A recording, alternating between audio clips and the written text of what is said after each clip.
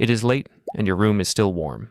You reach over, press the button on the fan, point it at the bed, and lie down. Somewhere between that moment and morning, that fan can help kill you. So why would a machine that cooled you all evening turn on you the moment you close your eyes? On most nights, it does not.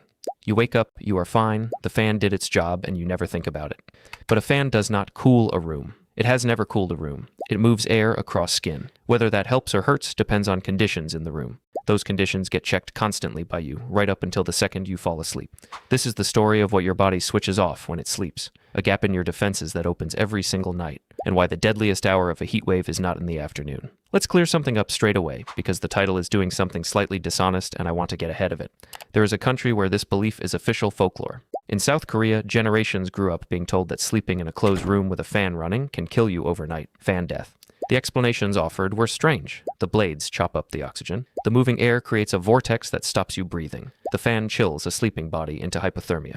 None of that is real. A fan does not remove oxygen from a room. It cannot suffocate an adult, and it cannot chill a healthy person in a warm bedroom. If that were the mechanism, this video would be 4 seconds long. So the myth is a myth. The instinct underneath it is not. There is a real reason that sleep plus moving air plus a hot room is a genuinely bad combination.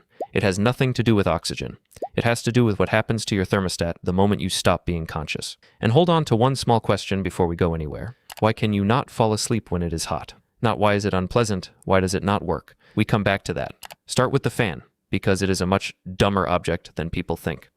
A motor. Some angled blades. The blades push air, and that is the entire device. What it does for you is evaporation. Your body leaks water constantly, through your skin and your breath, even on a night you would not call sweaty. Moving air lifts that moisture off you, and carries the heat away with it. Still air sitting on your skin gets saturated and useless. The fan clears it and brings dry air back in. That is the whole trick. There are two small, real costs. Air blowing across a face all night dries the eyes, and a surprising number of adults do not fully close their eyelids while asleep. And a fan filters nothing. It lifts dust and mite debris off every surface in the room. Then it puts all of it back into the air you breathe for 8 hours. It does not clean a room, it reassigns it. Neither of those kills anybody. They are just where everyone stops. Now put a person in the bed. Awake, you are an outstanding thermostat, and almost none of it is biology. You kick a leg out from under the duvet. You flip the pillow. You get up for water. You nudge the fan. You are running a constant, half-conscious negotiation with your own bedroom, and you make dozens of corrections an hour without ever deciding to.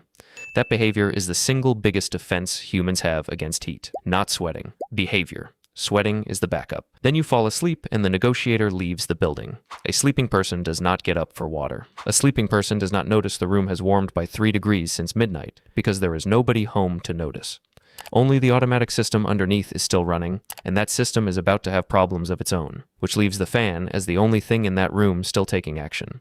Same speed, same direction for hours, into conditions that keep changing. It was aimed by somebody who has since gone offline. Here is where it turns. A fan cools you by lifting evaporated sweat off your skin. That keeps working even when the air is warmer than you are. As long as the moisture has somewhere to go, the fan is still winning. So the crossover needs 2 things at once, not one. First, the air has to get hotter than your skin. Every gust is then depositing heat onto you instead of taking it away.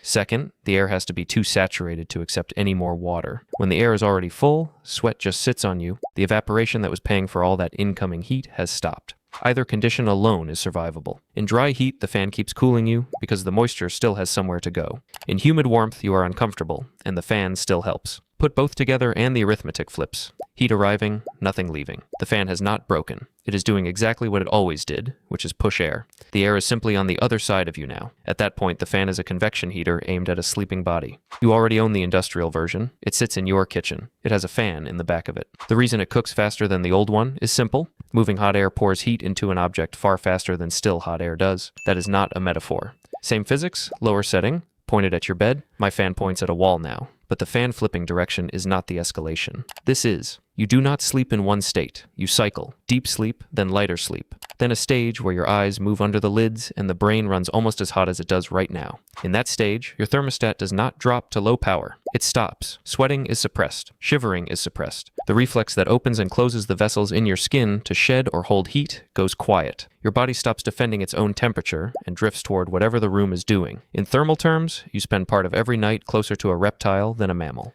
This is not a fault. It is standard equipment. It happens several times a night in every healthy adult. It has been happening to you since you were born. So stack it. The room is hot. The negotiator is unconscious. The automatic system goes dark in cycles. And a machine is pointed at the bed, running all night, delivering the room onto your skin at speed.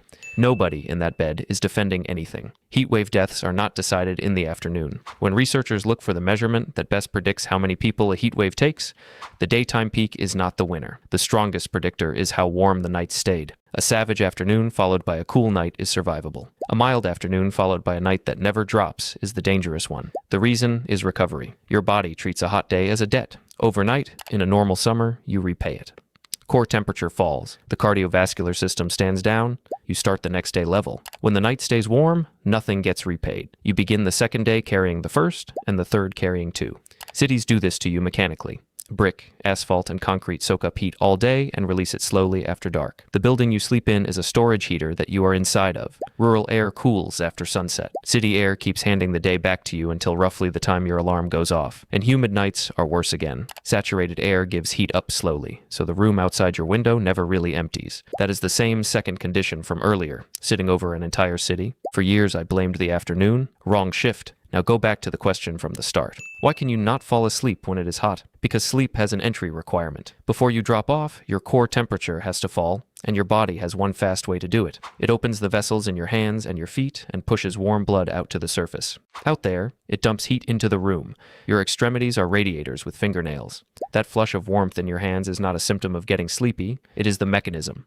Nobody told me sleep had an entry requirement. If the room refuses the heat, the drop never happens properly. You lie there with hot hands and a core that will not come down, held at the door, and when you finally get through, the sleep is shallow and broken. Every time the automatic system goes dark, you drift toward a room that is too warm. The brain has to haul you back up to fix it. That is the real cost of a hot night, not discomfort. A cardiovascular system that never got its recovery shift, repeated night after night, and that is who a heat wave actually takes. Not people caught out in the sun, people in bed, in ordinary flats. On the fourth or fifth night in a row, in rooms that stopped cooling down sometime around the first evening. Older bodies reach that point first, and not for any dramatic reason.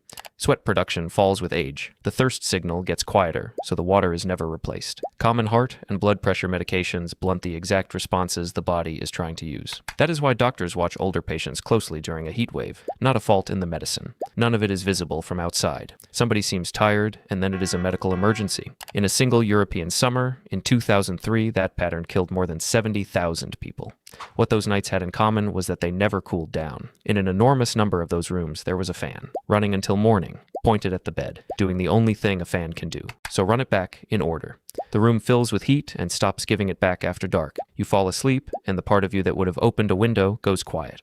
Several times a night, your thermostat shuts down completely and lets you drift. The air crosses over, hotter than your skin, and too full to take your sweat. And the fan keeps running. Same speed, same direction, delivering that air onto a body with no way left to object. 5 failures stacked in a dark room in one night. The fan is not the villain. On a mild night, it is the best cheap object you own. It will do more for your sleep than almost anything else in the house. It is a tool with 2 conditions attached, and both get checked by somebody who is unconscious. So tonight, the room will be warm. You will reach over and press that button and point it at the bed. Now you know what it can do and what it cannot, and you know the fan will still be going long after you have stopped. Thanks for watching. Every study and source used in this video is linked in the description.